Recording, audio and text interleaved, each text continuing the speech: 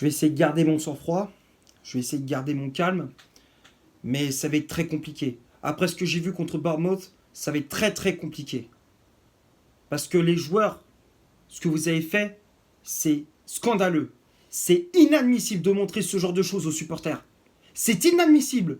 Te faire humilier 3-0 chez toi, face au 15e de Première Ligue, oui c'est scandaleux. Oui c'est honteux. Et je ne vais pas épargner un seul joueur dans ce match. Pas un seul. Et je ne vais même pas épargner l'entraîneur aussi. Même pas Eric Ten Hag, il sera dans l'eau lui aussi. Parce que je commence à en avoir ras le cul de ces excuses à 2 francs, de tout le temps se cacher derrière les joueurs, cacher derrière l'arbitrage. À un moment donné, il faut qu'il assume aussi ses responsabilités. Faut qu'il assume lui aussi. Bien entendu, on se retrouve pour le débrief de ce match qui opposait Manchester United à Bournemouth. C'était un match qui comptait pour la 16e journée de Première Ligue. Défaite 3-0 à Old Trafford. Solanke avait ouvert le score à la 5e minute de jeu pour les Cherries. À la 68e, Billing fait le break. Et à la 73e, Senisi porte le score à 3-0. Et avec ce résultat, Manchester United stagne au classement. On est 6e avec 27 points au compteur. 9 victoires et 7 défaites. Ouais, on stagne. On a l'impression que c'est toujours pareil. Les années se suivent et se ressemblent. C'est toujours la même histoire. On fait une bonne saison et derrière, la saison suivante, on fait de la grosse merde. De la grosse merde. Bon, on va parler de ce qui s'est passé durant ce match pour débriefer ces 90 minutes. La première période, ce qu'a montré Manchester United, c'est une bouillie de football. Une bouillie de football, tout simplement. Dans l'entame de match, t'es pas dedans. Tu mets pas d'intensité, pas d'agressivité, manque de caractère. Dès la 5e minute, Solanke qui ouvre le score sur une perte de balle de McTominay au milieu de terrain. Je comprends pas. McTominay, au lieu d'anticiper la passe de Bruno Fernandes, je sais pas, il attend. Derrière, les Cherries récupèrent. Et Lewis Cook qui profite aussi de la passivité d'Amrabat sur le côté gauche. Je ne comprends pas pourquoi Amrabat, sur l'action, il attend. Le mec, il laisse passer Lewis Cook tranquillement, mais il n'intervient pas. Il n'intervient pas. Trop de passivité de la part du milieu marocain. Et derrière, Cook qui centre pour Solanke, qui coupe au premier poteau. Onana est battu. 1-0 pour Bournemouth dès l'entame de match. Après, tu essayes de réagir, hein, tu essayes d'égaliser le plus rapidement avec Maguire, avec Bruno Fernandes, avec Garnacho, mais ça passe pas.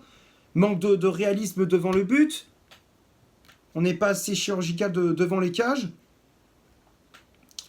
Bournemouth, de son côté, a failli mettre le deuxième but avant la pause avec l'occasion de Solanke qui avait trouvé le poteau d'Onana. Hein, on n'était pas loin du 2-0.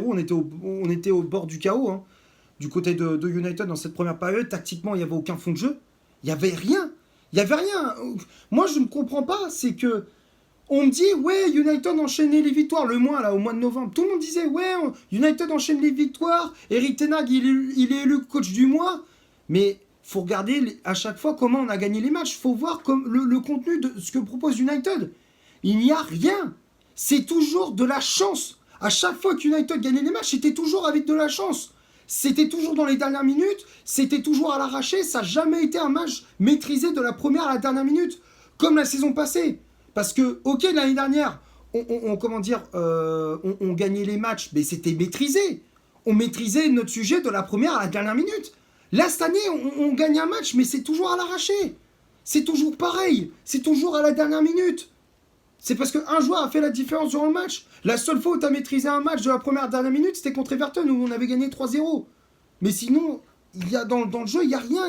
C'est toujours la même chose. C'est toujours une bouillie de football. Techniquement, c'est brouillon. Tactiquement, on ne sait pas comment jouent les joueurs. C'est quoi le fond de jeu, la patte Ten Hag. On n'arrive pas à voir la patte Ten Hag.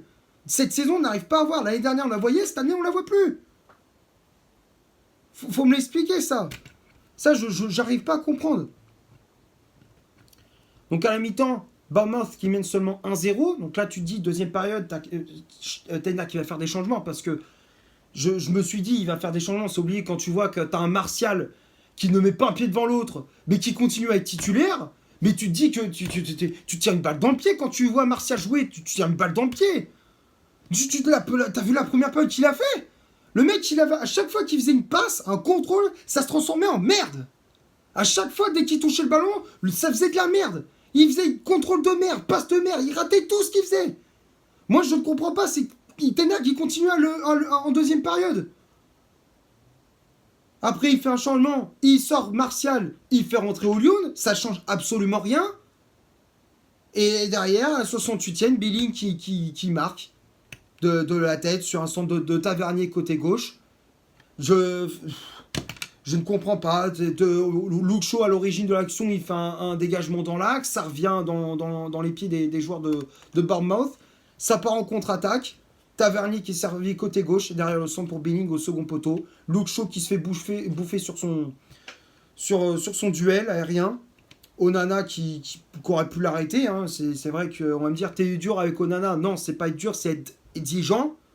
Parce que quand tu recrutes un gardien à 50 millions d'euros qui est considéré être le meilleur gardien du monde, oui, t'es obligé d'être exigeant. Celle-là, il aurait pu la sortir, je pense. Parce que si ça avait été Derrea dans les cas, je pense qu'il l'aurait sorti, celle-là. Ou même, si ça avait été n'importe quel gardien de première ligue, il aurait sorti cette tête.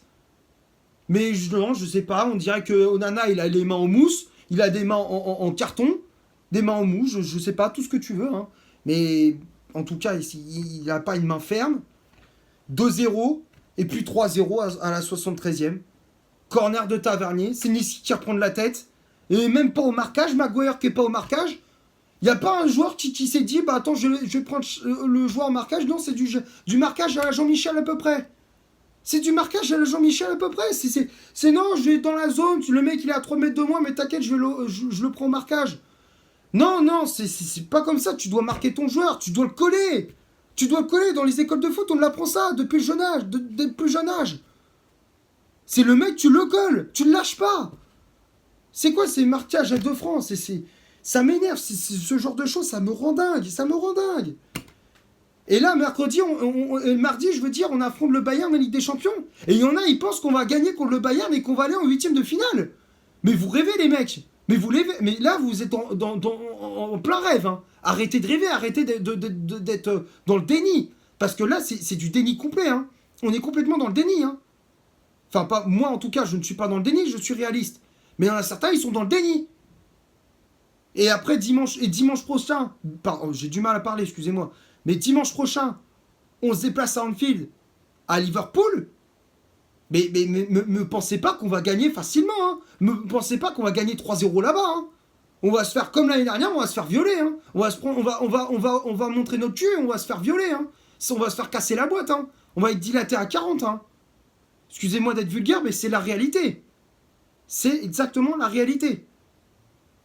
3-0 contre Bournemouth, t'es pas capable d'élever ton niveau de jeu face aux casernes de Première Ligue. Cette semaine, ça va être un carnage. Hein. Cette semaine, que ça soit Ligue des Champions ou championnat, ça va être un carnage. Ça va être un carnage. Et là, Ten Hag, là maintenant, il a 2 matchs hein, pour relever la situation. S'il n'est pas capable de battre le Bayern et de battre Liverpool ces 2 prochains matchs, là, il peut prendre toute sa clique. Il peut dégager, parce qu'il va falloir faire quelque chose. Parce que s'il n'est pas foutu de remettre le bateau dans le sens du vent, il peut prendre toutes ses affaires, ses clics et ses claques, ces joueurs de merde là qui a voulu, pendant 2 ans là, depuis 2 ans, c'est lui qui a voulu prendre les Martinez, les Anthony, les machins, tout ce que tu veux. Il prend tout ça et il dégage. Parce que moi je commence à avoir ras-le-bol d'Eric Ten Hag lui aussi. À se cacher tout le temps derrière les joueurs. Oh, je suis désolé pour les supporters. Encore une fois, t'as vu sa conférence de presse là, sa réaction à la fin de match. En fin de match, le mec, ouais, je suis désolé pour les supporters, ils nous poussent derrière, tout ça. Et c'est bon, arrête de chialer. Arrête de chialer. Sois plus ferme avec tes joueurs. Sois plus exigeant. À la fin du match, je suis désolé, tu réagis pas comme ça. Tu dis, on n'a pas été bon, on a été mauvais de la première à la dernière minute. Les recrues que j'ai fait venir, les joueurs que j'ai fait venir cet été, c'est de la merde. J'ai fait un mercato de merde. Je vais essayer de trouver une solution. C'est ça que tu dois dire. C'est comme ça tu dois réagir. C'est pas, oh, je suis désolé, tout le temps d'être dans l'excuse. Ah, pardon, j'assume. Stop. C'est bon, faut arrêter ce cinéma. Je vous le dis, je commence à en avoir ras-le-bol d'Eric Ten Hag. Je commence à en avoir vraiment ras-le-bol. Maintenant, on va passer à la composition d'équipe qu'Eric Ten Hag a mis en place pour ce match. Le 11 de départ se affiche juste ici, comme d'habitude. Donc il a remis en place 4-2-3-1, avec André Onana dans les cages. La charnière centrale, c'était Harry Maguire associé à Luke Shaw. Ça, il faut me l'expliquer, je ne comprends pas pourquoi il t'aligne Luke Shaw en tant que défenseur central, alors que tu as Raphaël Varane et Johnny Evans sur le banc. Faut me l'expliquer ça, pourquoi tu mets un latéral gauche en tant que défenseur central alors que tu as déjà des défenseurs de métier sur le banc. Non, il préfère encore bricoler, comme d'habitude, il bricole.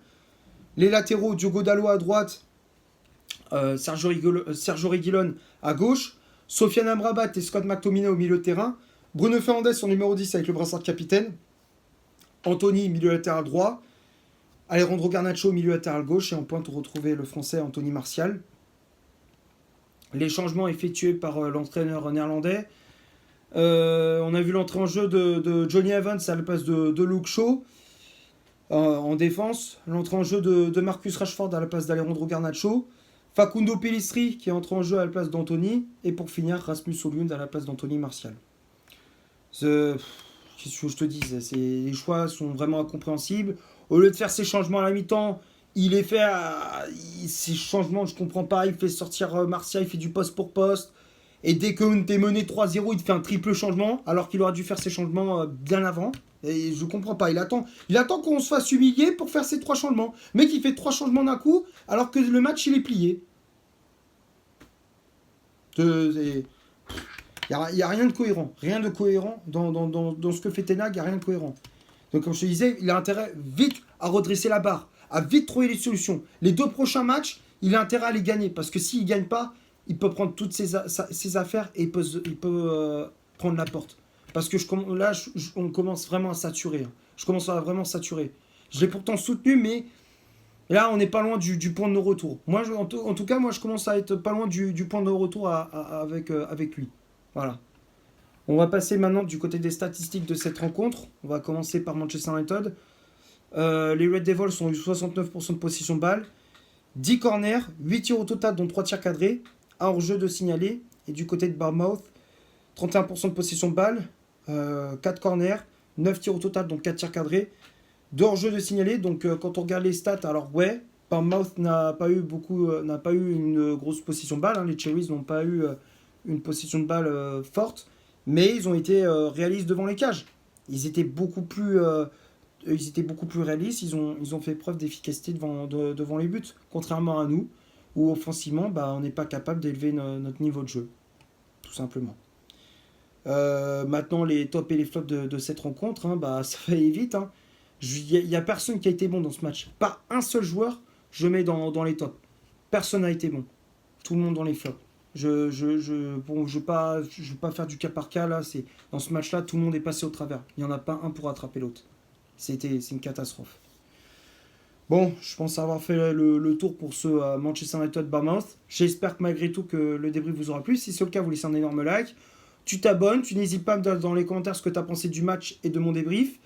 N'hésite pas à faire un tour sur mon compte Instagram. Comme d'habitude, je suis affiché juste ici. Et d'ici là, portez-vous bien. On se retrouve pour un prochain débrief. Ciao.